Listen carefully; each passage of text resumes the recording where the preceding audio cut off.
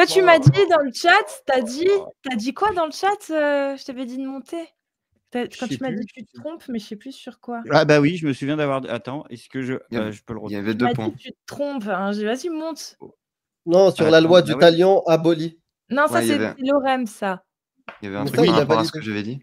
Mais on l'a dit que Jésus l'avait Ce que tu aboli. disais sur ça, je suis pas d'accord. C'est un argument islamique de dire, regardez, alors il faut savoir, est-ce que Jésus il a aboli ou est-ce que Jésus il n'a pas aboli? Il y a une contradiction dans vos textes.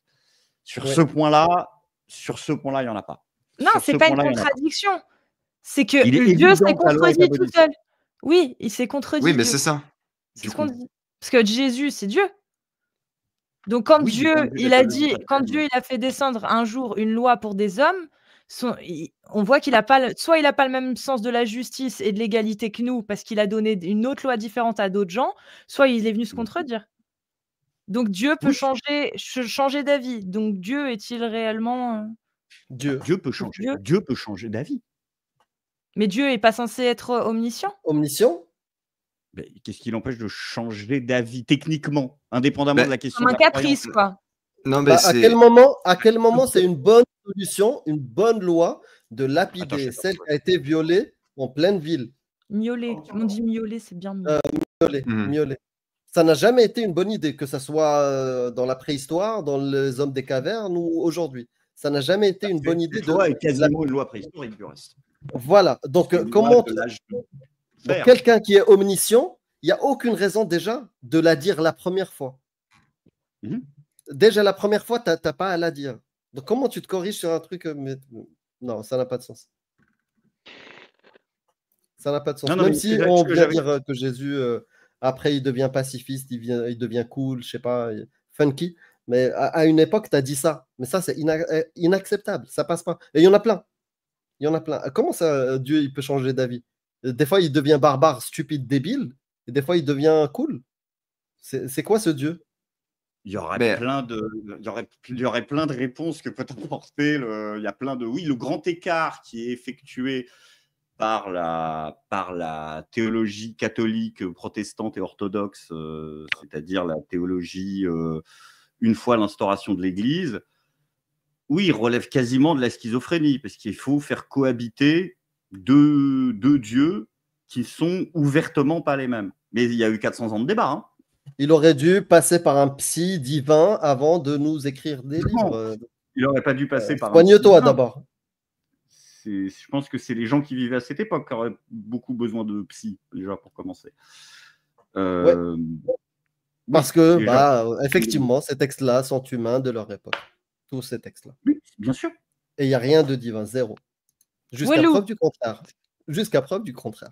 Mais qui a dit que la Bible avait été dictée par Dieu?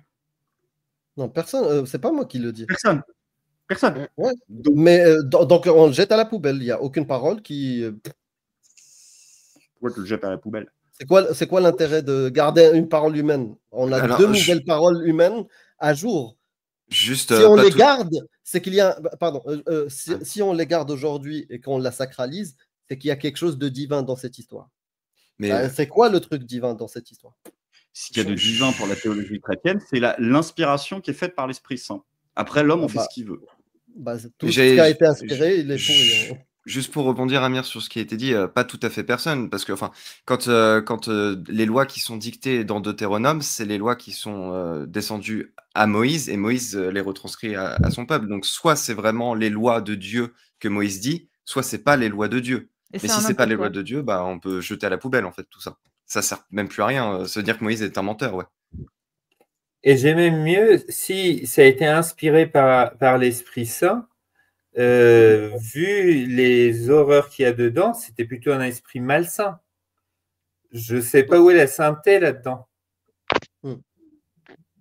La sainteté, ce n'est pas une question de sainteté, c'est une question qu'au paléolithique supérieur ou au début de l'âge de fer, les gens avaient des conceptions morales qui ne sont pas celles des sociétés libérales du XXe siècle. Oui, ça c'est une exact. À partir du moment où on arrive au constat que toute cette parole-là est humaine de son époque, c'est bon, on n'est plus dans un débat. La personne a déjà quitté le christianisme, l'islam et toutes ces religions quand il parle comme ça. Pas nécessairement. Bah, explique-moi, elle est où la religion? Parce que ton anthropologie est toujours chrétienne, parce que ta vision de la justice est toujours chrétienne, parce que ta vision de la politique est toujours de la façon dont on gère les rapports entre les hommes est chrétienne, et que tu peux toujours considérer que le modèle de rapport humain et que la métaphysique proposée par le Christ est un modèle qui non seulement est valable, mais le plus valable, et tu peux aussi donner à ces textes une valeur de témoignage et une valeur historique. C'est d'ailleurs comme ça qu'ils sont classifiés dans beaucoup de Bibles, comme des textes historiques. Alors, parce que c'est le témoignage le plus précis que nous avons sur la réflexion autour du monothéisme. Pas de problème. Texte historique, d'accord, mais le problème, c'est que aujourd'hui, ceux qui sont croyants, ils vont coller leur morale du XXe siècle avec le moral du libéralisme moderne du XXIe siècle, en disant que ce moral-là, qui est différent du moral religieuse, c'est le moral religieuse. Et en vérité, ils accolent leur propre morale sur ce qu'ils pensent être. C'est l'inversion des valeurs. Pas une inversion des valeurs, c'est une inversion des sens des mots. Voilà, c'est une inversion des sens des mots. Tu as raison. Encore une fois, je te dis l'intérêt du coup, Greg, j'ai pas compris l'intérêt de croire au christianisme. Greg, j'ai pas compris, j'ai toujours pas compris, excuse-moi, l'intérêt de croire au christianisme, enfin d'être chrétien, quand tu m'expliques ce que tu m'expliques, en fait, ce que tu nous expliques, à savoir, c'est un livre qui a été écrit par des humains. Dedans, il y a des trucs cool qui nous donnent une bonne morale. Super, comme 50% des livres de philosophie que tu vas prendre dans le stoïcisme ou dans plein d'autres doctrines où il y a des choses dedans, pareil, qui sont super et qu'on peut utiliser encore aujourd'hui. Mais pourtant, on ne va pas le sacraliser. On ne va pas sacraliser Sénèque. Pourtant, dedans, il dit des trucs qui sont vraiment bien pour notre société. Tu vois ce que je veux dire? Et d'autres trucs qui sont vraiment médiocres, tu vois, parce que l'esclavage, Sénèque n'était pas contre, tu vois, par exemple. Pareil dans la Bible, au final. Ça a été écrit par des humains, il y a des choses qui sont sympas à prendre dedans, mais moi, je ne comprends toujours pas l'intérêt de croire qu'il y a un Dieu, que c'est le Dieu tel qu'il est dans la Bible et que c'est Jésus, parce que c'est pas parce qu'il y a un mec un jour qui a été, peut-être s'il a existé et vu les témoignages et que toute cette histoire est vraie, qui a été lucide de son temps, comme il y a toujours eu des grands penseurs, toujours des gens en avance sur leur siècle, sur leur temps, et qui faisaient en sorte que le progrès puisse aller dans le bon sens. Je vois pas en fait en quoi ça explique que Jésus, c'est Dieu, il faut y croire en fait qu'il y a un Dieu. Tu me demandes mon avis à personnel ou tu demandes l'avis de la théologie chrétienne? Mon avis personnel. Ouais. Mon avis personnel, c'est parce que l'intérêt du texte, c'est parce que le mythe a un sens. Et que ce qui m'emmerde dans votre démarche, c'est de dire ce sont des contes de fées, donc il faut les jeter à la poubelle. Non. Ça, c'est caricaturé. C'est quand on veut faire de la provoque. Vous comparez par exemple. Non, c'est pas ce qu'on dit. Avec des licornes ou avec. Non, c'est pas parce que c'est de la mythologie qu'on peut jeter ça à la poubelle. Mais il y a plein de livres de mythologie que je jetterais pas à la poubelle parce que, tout le monde est d'accord que c'est une mythologie. Ça, c'est la première chose. Et deuxième chose, là, il y a un doute. Il y a un doute. Pour moi, c'est une mythologie. Mais pour plein de gens, c'est soit une vérité, soit inspiré, soit l'Esprit Saint. Peu importe. Il lui donne des facultés. Il lui donne une faculté supérieure à un texte humain. Alors que c'est des textes humains. Le problème, pourquoi moi je veux jeter ça à la poubelle? Parce que dans le tas d'écrits, il y a de la barbarie et des trucs archaïques qui n'ont plus aucun sens. Et franchement, donne-moi la valeur supérieure aux livres de philosophie qu'on a aujourd'hui. Quelle est la valeur qui est supérieure? C'est quoi? Et même, si tu veux du mythe, il y a des mythes. Il suffit de le mettre à la même place que les mythologies grecques. On ne les a pas jetés à la poubelle, les mythologies grecques. Exactement. La place de ce livre, c'est la même place que les autres mythologies, perses, grecques, chinoises, ce que tu veux. Oui, mais n'emmerde pas la société moderne. On est d'accord, mais parmi l'ensemble de ces philosophies-là, il y en a bien certaines à laquelle tu vas adhérer davantage. Ouais. Tu ne mets pas toutes les philosophies au même niveau. Tu ne peux pas me dire Hegel, Chacun, Spinoza, Platon et Heidegger. Franchement, pour moi, ils disent tous la vérité, ils disent tous le même truc, ils ont tous raison. C'est pas possible. Donc, tu peux aussi estimer, et c'est là où tu peux, à mon avis, légitimement te définir tout de même chrétien, c'est que tu estimes Quelle est la que philosophie cette philosophie et cette anthropologie qui sont derrière, même indépendamment de la question de la métaphysique qui est derrière, mais il y en a une partie qui est totalement viable à mon sens, cette partie-là, si tu trouves qu'elle a plus de valeur, qu'elle est pour toi, qu'elle serait plus productive de bienfaits à l'échelle de la collectivité ou qu'elle est plus juste ou plus vraie, tu peux très bien te définir comme chrétien en ce nom-là. D'accord. Bah, Oui, mais est-ce que ça veut dire que Dieu... Non, moi je veux savoir, j'ai toujours pas ma réponse. Très bien, tu peux t'identifier à cette idéologie-là, comme tu peux t'identifier à n'importe quelle idéologie, mais qu'est-ce qui prouve que c'est bien Dieu? Que tu peux croire qu'il y a Dieu? Voilà. Donc c'est quoi l'intérêt de se dire d'une religion si au final, il n'y a aucune corrélation avec le fait que Dieu existe? Il y a une belle philosophie dans le discours de Jésus, super. En quoi ça prouve que c'est Dieu? Rien. Bah alors pourquoi tu crois au christianisme?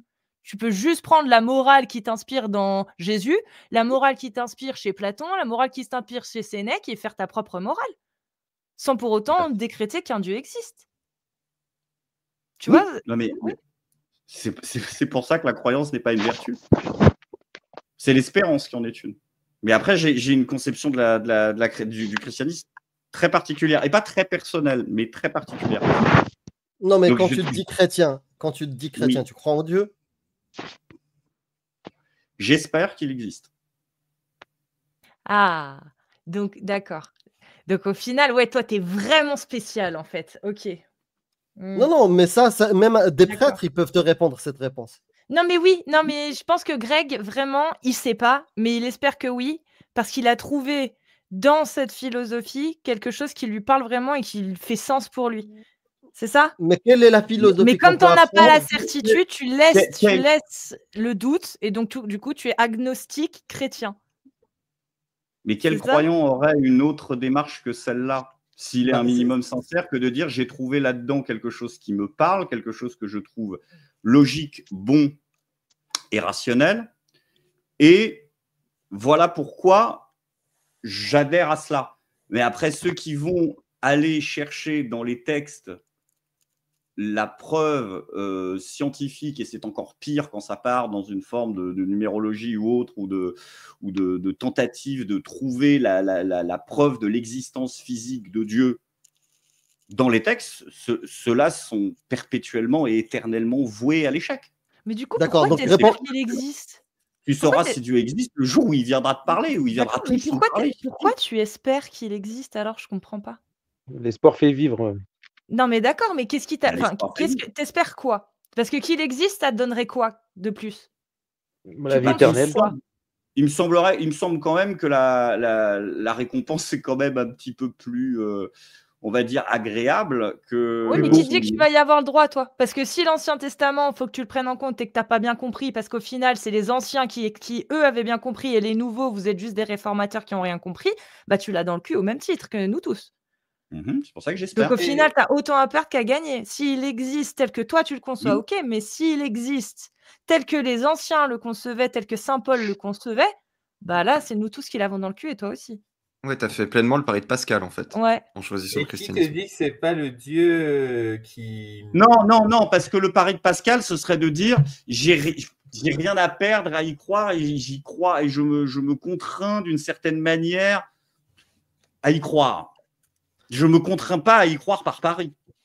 Okay. C'est une expérience, mais encore une fois même, je vais te dire un truc. Si vraiment tu raisonnes du point de vue de la philosophie chrétienne, non, je veux ta philosophie. Si tu agis de façon chrétienne parce que tu espères une récompense, de toute façon, tu n'es pas déjà, par cette idée de rétribution-là, dans l'idée de la philosophie du Christ. D'accord. Moi, j'ai une seule question. Tu as dit, moi, j'ai trouvé quelque chose, le truc qui est bon et logique, dedans, qui me fait croire en ça, ou en tout cas suivre cette philosophie. Donne-moi le truc que tu as trouvé, la philosophie ou la leçon que tu as trouvé bonne, comme tu as utilisé ce terme-là. Un truc bon et logique. Donne-le-moi, que tu ne peux pas avoir sans le christianisme. Que tu ne peux pas avoir sans le christianisme, non. Parce que si tu le trouves ailleurs, pourquoi tu es chrétien du coup? Juste pour cette promesse du paradis. parce que j'estime que c'est le texte dans lequel c'est le plus clairement manifesté. Mais ça ne veut pas dire que tu ne le trouves pas ailleurs. Et la réponse, c'est l'abolition du bouc émissaire. Déjà un. Donc, ton argument de oui, il y a une philosophie qui est bonne dedans, c'est pour ça. Donc, celui-là, il tombe à l'eau parce qu'on peut la trouver ailleurs. Maintenant, quelle est la manifestation, le signe de manifestation clair que tu as trouvé dedans? Le signe de manifestation? Mais non, ce n'est pas le signe de manifestation, ce n'est pas un signe de manifestation. C'est ça que tu as dit. Mais en tout cas, tu as dit c'est là où il s'est le plus manifesté. C'est là où il est le plus évident. Donne-moi, elle est où? Elle est où l'évidence? La parole du Christ me paraît être celle qui est le plus à même. Je ne dis pas la parole de la Bible, je dis la parole du Christ. Et celle qui me paraît la plus. C'est l'ensemble des logiones du Nouveau Testament attribuables de façon. Donne-moi un exemple le plus frappant. L'exemple le plus frappant, là, on la voit. L'ensemble des enseignements de l'ensemble des enseignements. Tu vois, là, c'est toi qui réponds comme un musulman. Tu as dit tout à l'heure, là, c'est islamique votre manière de voir. Tu réponds comme un musulman qui nous dit il y a des miracles partout dans le Coran. Donne-moi un exemple, il y en a partout. Non, donne-moi un texte clair, flagrant. Là, tu as vu la divinité. C'est la première fois que le bouc émissaire offert en sacrifice à la collectivité est intégralement innocent. Ça, c'est une preuve de divinité. Non, c'est une preuve. Genre un humain ne peut pas le faire. Je veux dire Bouddha. Je te parle pas de faire, je te parle d'anthropologie. Oh, les humains ne peuvent pas entreprendre des choses comme ça. Et pourtant, on a fait des progrès de ouf, hein, sans Dieu. Bien sûr que les humains le peuvent, sinon il n'y a pas d'enseignement. Donc il est où le truc flagrant que c'est divin? Je te l'ai dit, il n'y a pas de truc flagrant que c'est divin. Mais c'est toi qui as dit tout à l'heure, tu as vraiment utilisé dans le christianisme, c'est dans la parole de Jésus, c'est ça. Dans la parole de Jésus, c'est là où j'ai vu le plus la manifestation d'une divinité ou de Dieu ou un truc. J'ai oublié le dernier terme que tu as utilisé. Non, j'ai dit dans la parole de Jésus, c'est là où je vois le plus clairement exprimé un exemple de renversement anthropologique des mécanismes de bouc émissaire. Je ne peux pas être plus clair. Mais ça, les humains ne sont pas capables de le faire sans Dieu. Et pourtant, on en a fait des renversements anthropologiques. On en a fait. Un autre mythe où pourquoi mythe? Pourquoi forcément un mythe? Pourquoi forcément un mythe? Oui, il y en a. Mais pourquoi forcément un mythe? Je te parle juste, les humains sont capables de faire ces renversements anthropologiques. Grâce à un mythe ou sans mythe. Donc, elle est où la présence de Dieu? D'êtres humains qui sont. Non, mais je pense qu'il y a extrêmement peu d'êtres humains qui sont capables d'avoir. C'est une minorité. Le mode de vie du sacrifice total. Du rejet absolu de la désignation. Bouddha, tu es en train de décrire Bouddha. Ouais. Oui, le bouddhisme et tous les bouddhistes. Qu'est-ce qu'ils en ont fait? Qu'est-ce qu'ils en ont fait du coup quand des individus sont aussi rares? Peu importe, on parle juste. Est-ce que c'est possible qu'un humain puisse le faire, même si c'est rare? Oui. Donc, elle est où la présence, la manifestation de quelque chose de divin? Mais bon. Je ne t'ai pas parlé de ça. Le sacrifice pour une cause plus élevée, ça existe en vrai. Je veux dire, il y a des gens qui partent à la guerre pour une idéologie et ça existe. Je te parle en termes de refus absolu de la violence. C'est la différence fondamentale entre la pensée chrétienne et la pensée islamique d'ailleurs, ou d'autres pensées religieuses. Je vais t'en donner d'autres. Aujourd'hui, il y a des gens qui refusent la violence, qui se font pendre à travers le monde parce qu'ils ont une autre idée que la société. Ça existe à travers le monde aujourd'hui, partout dans le monde. Ils parlent du premier, mais dans les... Ils n'ont pas laissé un enseignement. Ce que je te dis, c'est que dans les méthodologies, Greg, excusez-moi. Gandhi. Non, mais c'est après Gandhi. Mais Ouais, avant même, parce que tu regardes la vérifier Bible, elle est que inspirée de pas mal récits mythologiques et avant bien ça, sûr, tu une avais par transmission. exemple, bon, bah, là, par exemple, j'ai sous les yeux, pour me le rappeler, Prométhée. Prométhée, bah, c'est pas un humain, on est d'accord? C'est pas un humain. Mmh. Mais il était, connu pour sa bienveillance envers l'humanité. Il a été sacrifié alors que c'était un titan. C'était Prométhée, c'est ça? Ouais, c'était un titan. Ouais, c'est un titan. Et ensuite, tu veux une humaine? Bah, il y a une humaine. Par exemple, c'est celui-ci, d'ailleurs, je voulais te citer. Un exemple notable de bouc émissaire, innocent dans Ouais. la mythologie avant Jésus, c'est le personnage d'Iphigénie dans la mythologie grecque. Selon la légende, Mmh. Iphigénie est le fils d'Agamemnon, roi de Mycène, lorsque la flotte grecque Mmh. ne peut bref, elle a été sacrifiée par son père pour le peuple, en fait, pour que la flotte puisse gagner et cetera, pour qu'ils puissent avoir une victoire, parce que les dieux étaient en colère. Mmh. Elle a été sacrifiée alors qu'elle était entièrement innocente. Donc c'est quand même une notion qui était déjà connue. Et puis tu as aussi, tu en as aussi d'autres, hein, mais bon, attends, c'est lequel l'autre que je voulais te citer? Tu as Osiris dans la mythologie, égyptienne, qui est un dieu, mais pareil, qui a été sacrifié. Tu en as tu en as tu en as tu en as, tu vois? C'est pas exactement la même histoire, mais il y a la même notion. Et comme on le regarde aujourd'hui, tu regardes, Harry Potter n'est que l'évolution d'autres choses avant. Pourtant, ça a fait un putain de buzz parce que tout était réuni. Elle a pris par-ci, par-là, par ceci, par cela et puis ça a fait un nouveau truc. Bah, Jésus, c'est un peu pareil finalement. Quand tu regardes la Bible, il y a plein d'histoires qui sont similaires à des mythologies antiques. Et au final, bah, c'est tout recompilé. Ça fait une super belle histoire, effectivement, hors du commun et nouvelle, qu'on a l'impression d'avoir jamais vue. Pourtant, c'est qu'un rassemblement de plein de petites choses qu'on avait déjà vues avant. Oui, si tu veux, ça s'appelle une compilation, oui. Comme le mythe de l'arche est une reprise de Gilgamesh. Oui, quel est le problème? Bah, Bah, c'est le pas un problème, c'est problème, que tout est humain. Mmh. C'est pas un Je problème. Tout est je peux humain, en re fait. Bref. Oui, mais je quel peux est revenir sur un quel est le truc? problème? Ou tout est divin. Alors là, oui, Riam et bonjour Riam, désolée. Bonsoir, il y a pas de souci. J'espère que vous allez tous bien.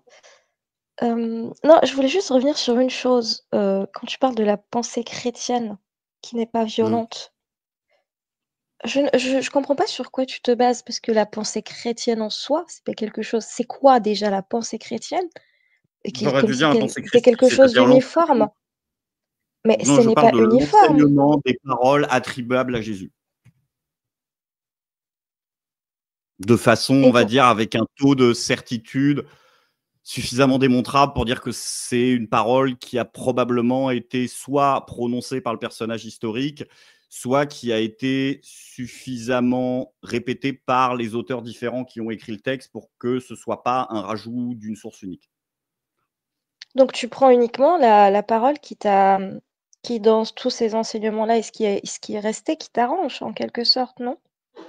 Non, pas qui Ouais. s'arrange. Il suffit de comparer les textes et de voir si c'est des apax, si c'est pas des apax, si c'est présent dans les 3 évangiles, si c'est présent dans d'autres textes de l'époque, si c'est présent dans les autres évangiles apocryphes, qui non, ça c'est une démarche qui c'est pas reprendre ce qui m'arrange. C'est regarder si certains textes, si certaines paroles sont prononcées chez 4 et si tu en prends plus 5, 6 évangélistes, qu'elles sont en plus rapportées par des documents à côté de ça, que tu vois que tu as des auteurs qui l'ont repris, tu as de Mmh. fortes probabilités de penser que c'est un matériau plus fiable que, par exemple, ce que tu vois beaucoup chez Jean, des phrases qui sont droppées comme ça, que tu retrouves ni avant, ni après, ni pendant, ni chez qui que ce soit d'autre, et où tu peux en déduire que c'est des rajouts d'un auteur par rapport à une tradition orale. Mais du coup, tu C'est fais tout. quoi? Bah, d'accord, toutes les traditions, que ce soit, si tu veux, hein, majoritaires ou pas, qui vont être plus permissives, concernant, vis-à-vis de l'usage de la force ou de la violence et cetera, tu en fais quoi? Attends, je suis désolé, tu peux répéter, j'ai mon enceinte qui a coupé. Les traditions, si tu veux, qu'elles soient minoritaires ou pas, qui vont être plus permissives, d'accord? Vis-à-vis, de la violence ou l'utilisation de la violence ou de la force, tu en fais quoi Bah, j'en fais dans quoi? la pensée Qu'est-ce que tu en chrétienne? fais? Toi, Bah, je sais c'est-à-dire? pas, je te pose la question pour savoir, en fait, Bah, comment je vais tu pas être j'essaie d'accord juste avec, comme de je vais avoir le même comprendre rapport que toi. ton j'ai le même rapport que vous avez par rapport à des choses avec lesquelles vous n'êtes pas d'accord. C'est-à-dire que vous les estimez injustes moralement et que vous les appliquez pas, ou vous essayez de pas les appliquer. Parce que non, je jette tout le bouquin. Non, je jette tout le bouquin. Quand il y a des trucs comme ça, des leçons comme ça, je jette tout le bouquin. Moi, je jette tout le bouquin. Si le bouquin contient de la misogynie, de l'homophobie, de la barbarie, je jette tout le bouquin. Sauf que là, tu fais une erreur. Et surtout quand il a une prétention quelque part anormale, extraordinaire par rapport à la majorité des livres sur Terre. Oui, alors non, ton truc n'est pas cohérent. Tu jettes tout le bouquin si c'est un bouquin. Mais la Bible n'est pas un livre, c'est pas un auteur, c'est au moins 40. Oui. C'est une compilation de textes. Donc, vu que c'est une compilation de textes, quand on a retrouvé compilation où il y a du cyanure. C'est comme l'image que je donne régulièrement. Je te donne un verre d'eau, tu vas me dire merci, tu vas le boire. Mais si je te donne un verre d'eau rempli à ras-bord et je te rajoute une petite goutte de cyanure, est-ce que tu vas le boire? Non, tu ne vas pas le boire. C'est exactement la même chose. Surtout quand ce livre-là a une prétention divine. Non, ton image ne tient pas. Ton image, elle peut tenir pour un seul texte comme le Coran parce que c'est le même vers.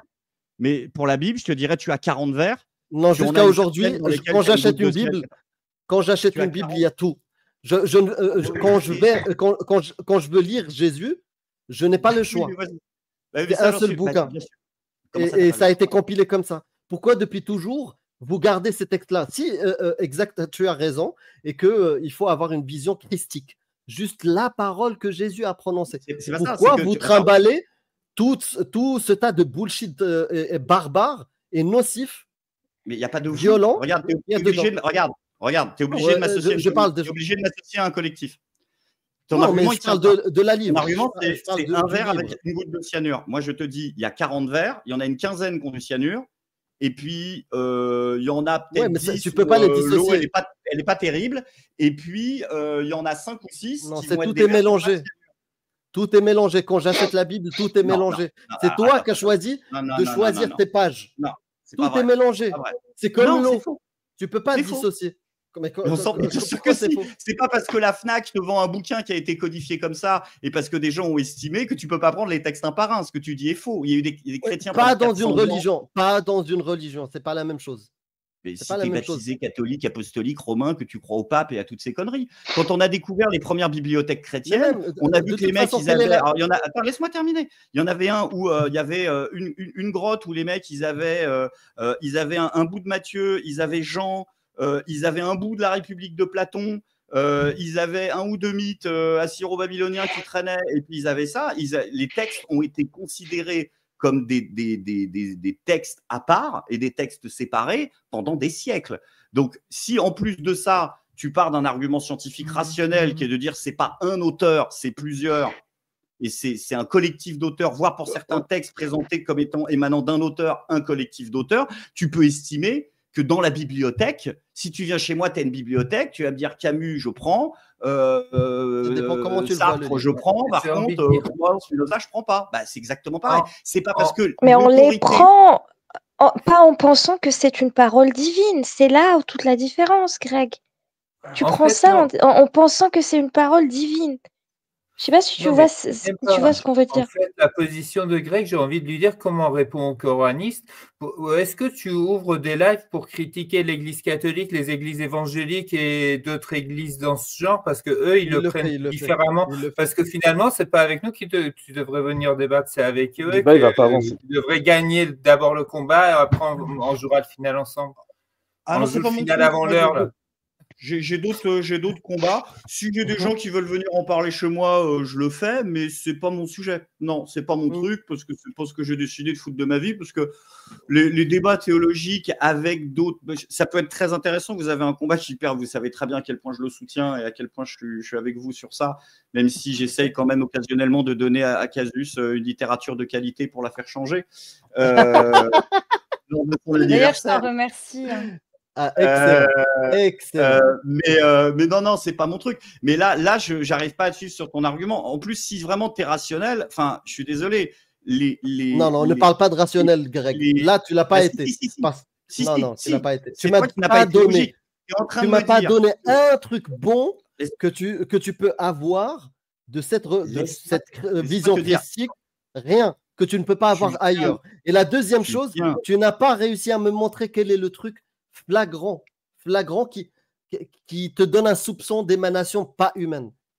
Tous les trucs, le sacrifice, tous ces trucs-là, les humains savent le faire, ils l'ont déjà fait et ils continuent à le faire. Il n'y a rien qui prouve une différence. Je ne te parle pas de foi, là je te parle spécifiquement de l'argument que tu as utilisé qui pour moi est contradictoire et un non-sens. Et laisse-moi l'expliquer. C'est que tu dis, parce que le texte a été compilé comme ça, je n'ai pas d'autre choix que de le prendre comme ça. Si tu n'accordes pas de valeur à la théologie catholique, que tu n'accordes pas de valeur aux conciles qui ont estimé que tous ces textes-là venaient du même truc, non, t'as pas compris. Pourquoi est-ce que d'un autre côté, après, tu dis, ah bah du coup, j'ai pas le choix parce que des musulmans au IVe siècle ont décidé que c'était un tout commun. Pas compris. Moi, je te dis, rien ne m'oblige à dire que c'est un tout commun. Je te dis que ces différents textes-là peuvent être pris séparément et tu peux estimer totalement que tu es en désaccord philosophique. Je suis d'accord avec l'Iranien. En accord philosophique avec Essaïs, je suis désolé. Non, je vais t'expliquer. Quand j'ai un musulman sunnite, je lui impose la méthodologie sunnite. Pourquoi on le fait? Parce que c'est la branche majoritaire. Quand j'ai un catholique, je vais lui imposer la méthodologie catholique parce que c'est la branche majoritaire. Mais quand j'ai un coraniste, qu'est-ce que je lui dis? Va les convaincre que ta vision est la bonne. Et aujourd'hui, ce n'est pas ta vision qui est la majoritaire. En tout cas, ce n'est pas celle qui fait les prêches, ce n'est pas elle qu'on retrouve à l'église, ce n'est pas elle qu'on retrouve sur leur site, que ce soit du Vatican ou n'importe. Ce n'est pas cette vision-là. Ce n'est pas celle-ci. Donc, est-ce que tu as le droit, juste la dernière, est-ce que tu as le droit, dans un pays, justement, qui ne suit pas ces livres-là et qui t'octroie le droit de liberté de conscience, oui, tu as le droit de sélectionner comme tu veux. Mais les jours où il y avait ces livres-là qui régnaient, les gens n'avaient pas le choix d'interprétation comme tu l'as aujourd'hui. Voilà, j'ai fini. Tout à fait. Mais tout à fait. Mais c'est pas mon combat, c'est le vôtre. Et en général, j'aime bien bouffer du catholique aussi. Parce que ces gens-là sont les premiers à estimer que mon point de vue est hérétique et condamnable moralement. Alors que pour moi, c'est eux qui font preuve d'illogisme. Mais c'est pas... Si tu me demandes pourquoi est-ce que Dieu dans l'Ancien Testament et Dieu dans l'Ancien Nouveau Testament se contredisent, la réponse que je dis me vaut l'enfer éternel. Parce que ce que je pense sincèrement, c'est que ce n'est pas le même Dieu. Moi, j'attends toujours la preuve qu'il y a quelque chose de Dieu dedans. Qu'il soit le même ou pas le même, elle est où la preuve de la divinité quelque part dedans? Que ça soit dans la vision christique, que dans les textes les plus sélectionnés, triés ou je ne sais pas quelle méthode, une loupe magique. Je veux voir cette présence de Dieu. Mais écoute, tu la verras pas dans un texte. Tu la verras pas dans un texte, je te le dis depuis le début. Non, mais si elle était dedans, je te dirais pas que j'espère, je te dirais que je crois. Mais si elle n'est pas dans un texte, tu la vois où? Mais c'est pas là qu'il faut la voir. Mais c'est d'ailleurs c'est un enseignement de la Bible. Hein. Parce que tu crois, Greg. Greg, c'est plutôt ça. Tu crois. Il n'y a aucune rationalité dans ce que tu dis quand tu prends tout ça comme ça, de cette façon-là. Tu crois. C'est ton droit. Tu crois en quelque chose. Tu penses que c'est une parole ou des enseignements divins. C'est tout à fait ton droit. Mais il n'y a rien de rationnel dedans. Mais je viens de te dire, je ne crois pas, j'espère. Je le répète depuis le début. Non, tu crois. Non, tu crois. Espérer à la manière avec laquelle tu espères, tu crois. Parce que c'est l'option la plus apaisante. C'est l'option la plus apaisante. C'est de croire qu'il y a une continuité et il n'y a pas une fin. Mais si tu veux faire de croire et de espérer des synonymes, qu'est-ce que tu veux que j'y fasse? La réponse... j'ai entendu énormément de prêtres, d'imams, te répondre à la croyance avec cette réponse-là. On espère. Et c'est la foi. Soit tu utilises l'espérance, bien sûr, que ça soit l'espérance ou la foi. C'est ça le truc irrationnel en comparaison avec croire pour de bonnes raisons. C'est ça la différence. Espérer, on peut espérer beaucoup de choses. Mais pourquoi celui-ci, ce texte-là, et pas un autre? Tu te poses cette question-là? Pourquoi tu espères dans cette mythologie-là et pas dans une autre mythologie? J'espère pas dans cette mythologie. Ah si, il y a d'autres mythologies, la réincarnation. Et que la suite, c'est la réincarnation.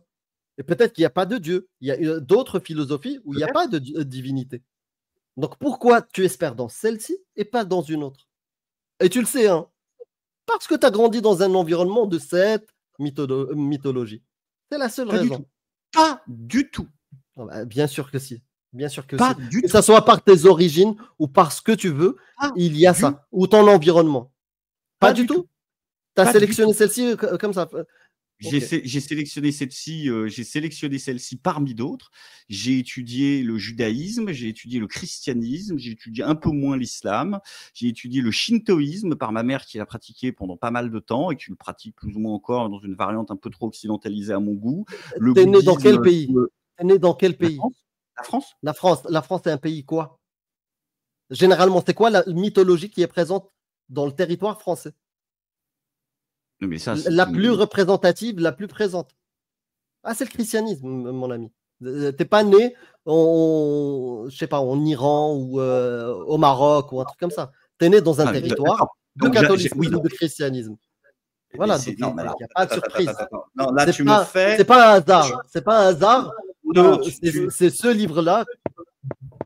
Non, c'est pas... Alors là, pour le coup, je suis désolé, ce que tu dis est faux. Déjà, deux choses. Un, l'argument de dire tu as grandi, c'est-à-dire l'argument qui consiste à faire du pays la seule échelle valable d'explication d'un phénomène. C'est statistique. C'est pas la seule, c'est pas la seule. Elle fait partie. Je peux être né en France si je suis né dans une famille, admettons, marxiste-léniniste, athée, dans un coin reculé où j'ai jamais croisé un curé de ma vie, je n'en ai strictement rien à foutre dans mon développement personnel de la pensée dominante en France. Ça, je suis désolé. Moi, je peux te dire très bien, alors à ce moment-là, comment est-ce que tu expliques que dans un pays, je ne sais pas, majoritairement, on va dire, culturellement de centre-gauche, il y ait des gens d'extrême droite? S'il te plaît, statistiquement. Non, Greg, tu sais le faire. Tu sais le faire être rationnel. Tu sais le faire, je le sais. J'ai appris beaucoup de choses. Statistiquement, Greg. Ce qui nous entoure en France, c'est quoi? C'est des églises partout. C'est quoi? Mon père athée, ma mère athée, ma tante athée, mon oncle athée, et militant au PCF depuis qu'il a 15 ans. Greg, non, c'est pas que ça. C'est les monuments, c'est la musique classique, c'est l'évolution à travers le cinéma, etc. Aujourd'hui, on est d'accord qu'il n'y a plus trop ça. Dans la nouvelle architecture, les nouveaux films, les nouvelles musiques, il n'y a plus ça. Je suis d'accord avec toi. Aujourd'hui, on n'est plus, ça n'a plus du tout d'impact sur nous, ou beaucoup moins. Mais en France, pendant encore un moment, et encore aujourd'hui, quand tu regardes dehors, bah, tu vois encore des traces en fait de ça. Donc ça, là, je te parle du minimum en fait culturel au niveau du christianisme qu'on peut voir en France, c'est ça. C'est au moins ne serait-ce que l'architecture et les églises. Ensuite, il y a l'histoire de France. Ensuite, il y a ce que les œuvres nous inspirent. Et il y a beaucoup d'œuvres qui datent d'avant la Révolution, qui étaient inspirées, même bien avant, qui sont inspirées du catholicisme. Donc, on a quand même plus de chances. Ça rajoute des chances encore en plus, tu vois, à ce rapprochement. Ça ne veut pas dire que ça va te conditionner, que ça va forcément faire de toi un catholique. C'est juste que c'est des pièces en plus sur la balance par rapport à toutes les autres religions où on n'a aucune trace visuelle en France, ou très peu. C'est ça qui veut dire. C'est que c'est pas un hasard, au final. Oui, non, mais la reproduction sociale, tu peux t'en extraire. Enfin, j'ai fait le choix conscient de mes 10 à mes 25 ans de m'intéresser à l'ensemble des religions et je suis allé jusqu'à étudier vraiment des choses très, très techie. Donc, le shintoïsme, leur forme de bouddhisme. Et au final, la mythologie que tu as choisie, comme par hasard, c'est celle omniprésente dans ton territoire. Non, c'est pas un hasard. Comme ce que disent les statistiques. Les statistiques disent ça. Statistiquement, quand tu es dans un territoire, tu prends la mythologie du territoire où tu es, que ce soit via tes parents, que ce soit par l'environnement autour de toi. Alors, déjà, statistiquement, si c'est faux, donne-moi les statistiques qui me contredisent. Que quoi est faux? Statistiquement, en majorité, les gens, ils ont la religion du territoire dans lequel ils sont nés. Majoritairement, ils ont la religion. Là où il y a la mythologie. Par exemple, si tu étais né au Maroc, 99% de chances que tu sois musulman. Tu es né en Inde, 99%, tu es hindou. ou une des dérives de bouddhisme, hindouisme et autres. Tu es né en France, 99% de chances que tu sois chrétien. Et même si c'est pas 90, et même si c'est 50, en majorité. En majorité. Non, donc, parce qu'en fait, si, comment ça, tu n'es pas d'accord avec moi? C'est les statistiques. En majorité en France, c'est quoi?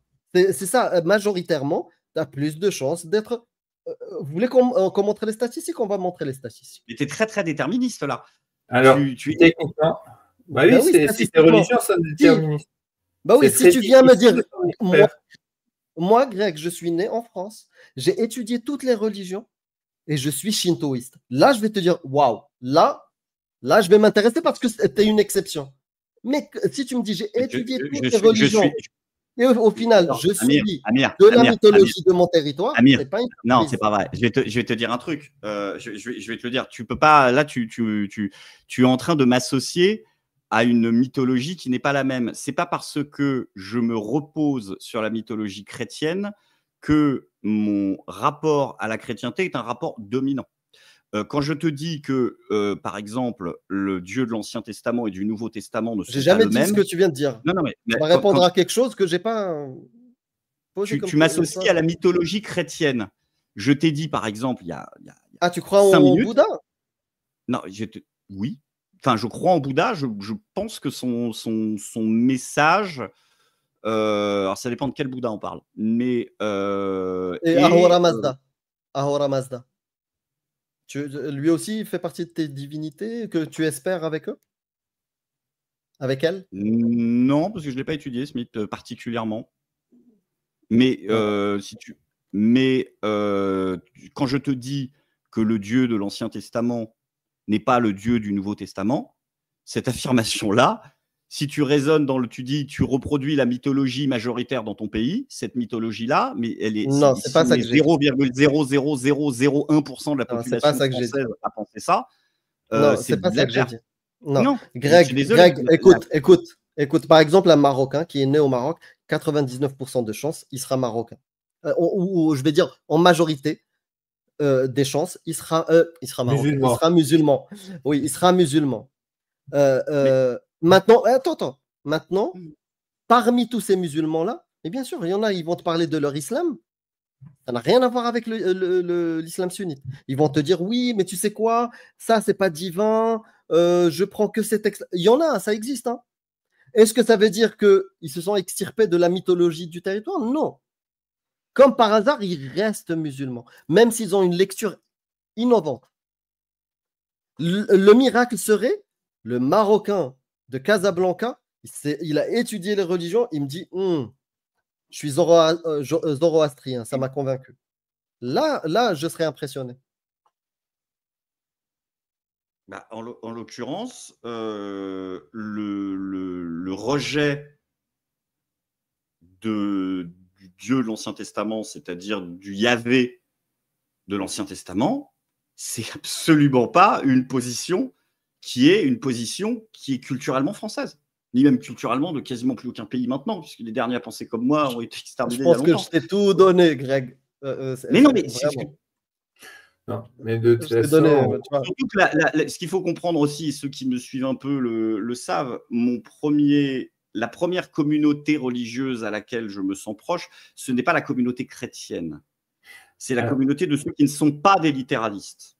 C'est-à-dire, pour employer un gros mot, des ésotéristes. C'est-à-dire des gens qui rejettent toute lecture littérale des textes. Je me sens infiniment plus proche de n'importe quel soufi ou de n'importe quel, pas n'importe quel pour le coup, mais de beaucoup de tariqa soufis ou de beaucoup plus proche métaphysiquement et philosophiquement de beaucoup plus de tariqa soufis et de bouddhistes, particulièrement les courants du bouddhisme tantrique, que je ne me sens proche de 99,9% des catholiques, protestants ou orthodoxes dans le monde. Je considère qu'un praticien de Chogyam Trungpa est, du point de vue de sa façon dont il voit le monde et de la façon dont il veut opérer dans le monde, infiniment plus proche de moi, et je le considère davantage comme mon frère que n'importe quel catholique, apostolique et romain.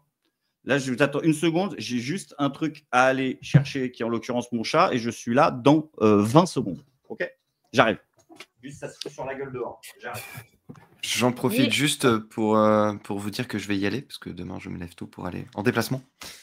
Du coup, Mais attends, mais c'est plutôt que d'habitude, là. Oui, mais je viens de dire. Je viens de trouver et de donner l'explication. Ok, bon, ça va pour cette fois, du coup. Ciao, papy. Ciao, Bonne Laurent. soirée. Bonne soirée à tous. Ben, on va profiter pour dire bonjour à Riam et Dogmios. Et salut à tous. Salut, salut. Salut vous. Plaisir de te voir, l'Iranien. L'Iranien aussi, Amir, Cassius, comme d'hab. Ah oui, c'est vrai. Salut, l'Iranien. Salut. Et plaisir de voir Greg aussi. Je suis un fan depuis longtemps. Mais par contre, j'ai pas compris. Au final, Jésus, il a marché sur l'eau ou pas? On va en reparler, t'inquiète. Ah, Flo, pardon.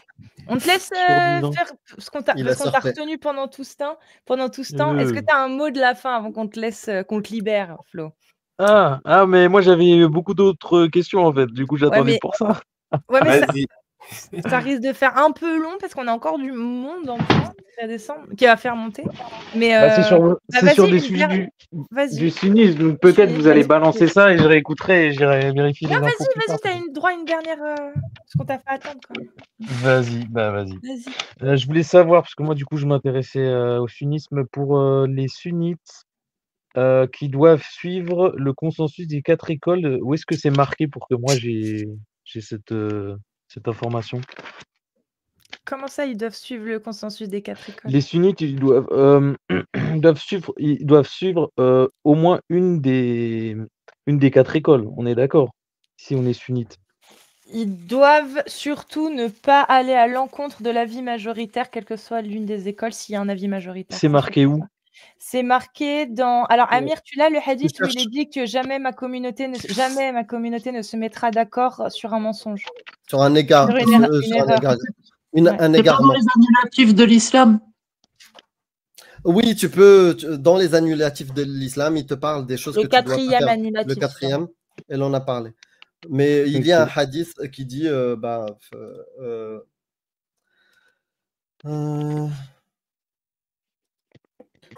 il faut que je te le Là, trouve. tu l'as pas avec toi. Non, je l'ai pas dessus. Attends. Ok. J'avais genre 2 questions et demie. Vas-y, mais sinon, c'est ça la réponse. C'est qu'il y a un Vas-y. hadith. De toute façon, je vais faire mon job. Et alors, consensus des 4 écoles, sur quel point négatif? Vous m'entendez bien ou c'est un décalage en connexion? Non, t'entends bien. Moi, je t'entends. Hein. Ok. Mais il y a un décalage, je crois, avec Flo. Vas-y, Flo. Ok. Quel livre acheter pour avoir les explications de versets des savants, Tabari, etc., chez l'école malikite, par exemple? Ou plutôt là où il y a consensus des 4 écoles. Faut pas acheter, faut télécharger. Je vais pas Ou mettre, télécharger, peu importe. Ouais. Mais j'aime bien avoir format papier. C'est pas un livre qu'il va te falloir, c'est 50 000 sources, là, mon pauvre ami. Oh purée. Ah bah ouais. Après, il y a une autre pas un méthode. ouvrage où il y a plein de consensus. Il faut que tu prennes un ouvrage de jurisprudence dans ce cas-là, directement. Ok.